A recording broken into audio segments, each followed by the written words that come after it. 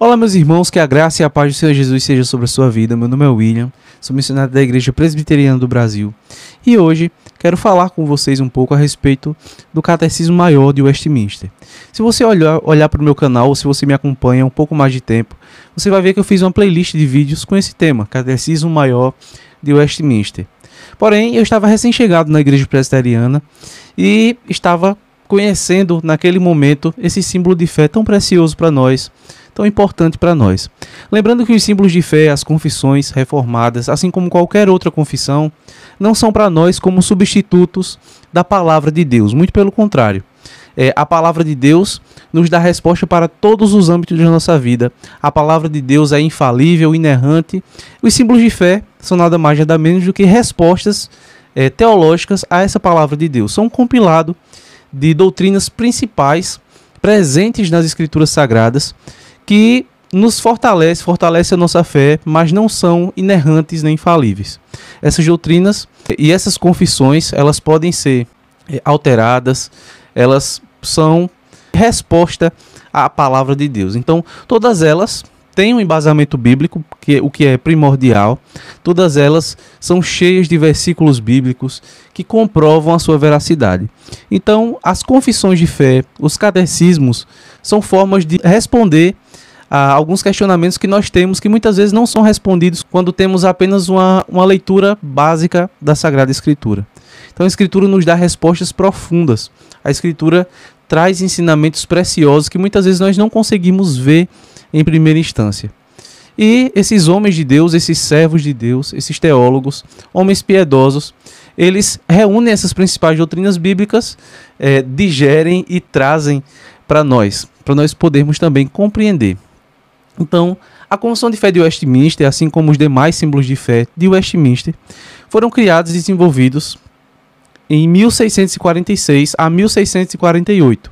Então, o Parlamento da Inglaterra, a pedido do rei Carlos I, reuniu uma série de homens piedosos para criar esse documento com base na palavra de Deus, para facilitar o estudo e a interpretação das Sagradas Escrituras pelas pessoas ali da Inglaterra. Então, foram reunidos 151 teólogos. A Confissão de Fé de Westminster tem 33 capítulos. O Catecismo Maior de Westminster, Catecismo Menor, tem 107 perguntas e respostas, e o Catecismo Maior tem 196 perguntas e respostas. A diferença entre catecismos e confissões de fé é simplesmente a forma que cada uma trata. O Catecismo Menor foi, em primeiro lugar, desenvolvido para crianças, e o Catecismo Maior para os adultos, uma linguagem mais robusta, mais elaborada. E a diferença de catecismo para confissões de fé é que os catecismos, eles são uma série de perguntas e respostas, como forma de memorizar essas questões teológicas com mais facilidade. Então, a Confissão de Fé de Westminster começa com as Escrituras e termina com escatologia. Então, ao contrário dos catecismos maiores e menores, do catecismo maior e menor, a Confissão de Fé de Westminster, ela traz respostas mais elaboradas. Então, ela começa com a Escritura como sendo a base para entender o restante das doutrinas bíblicas. Por isso que nós falamos aqui que esses símbolos de fé não são uma forma de substituir as Escrituras, muito pelo contrário, mas eles são resposta às Sagradas Escrituras. Eles são uma forma de confirmar a veracidade e a importância da Escritura para as nossas vidas. Então, a Confissão de Fé começa com a Escritura e termina com a escatologia, enquanto o Catecismo Maior e Menor começa com a seguinte pergunta: qual o fim supremo e principal do homem? Isso é o Catecismo Maior de Westminster.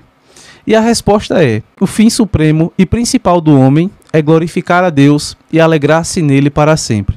Então, esse é um dos principais questionamentos antes de estudar qualquer outra doutrina bíblica. Nós devemos ter conhecimento que a doutrina central desses símbolos de fé não são primeiramente a glória do homem, nem enfatizam a vontade do homem, mas sim a glória de Deus. Alegrar-se em Deus, glorificá-lo para sempre, é o fim pelo qual nós somos criados.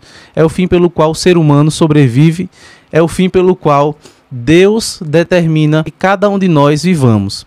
E você pode se perguntar, assim como eu também me perguntava, como é que o fim principal do homem é glorificar a Deus e alegrar-se nele para sempre, ou gozá-lo para sempre, como é dito em outras traduções, se muitas pessoas não cumprem esse fim, muitas pessoas não glorificam a Deus, como Deus é glorificado na vida dessas pessoas?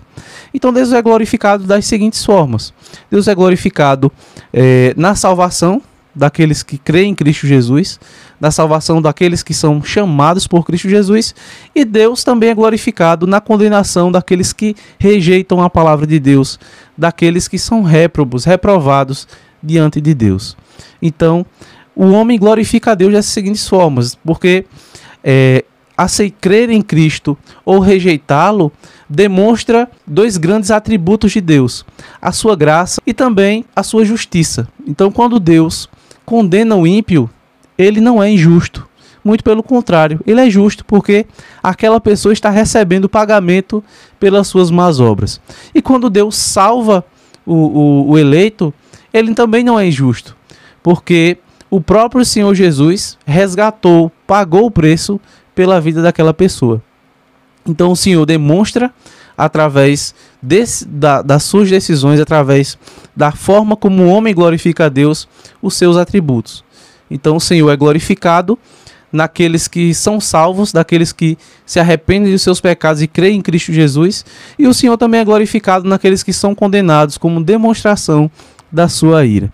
Então voltaremos àquela série do Catecismo Maior de Westminster, e espero que agora, com mais conhecimento, com mais profundidade, nós possamos nos debruçar mais nas Sagradas Escrituras e no conhecimento dessas doutrinas centrais da fé cristã. Que Deus te abençoe, espero que tenha contribuído para o seu conhecimento e até mais.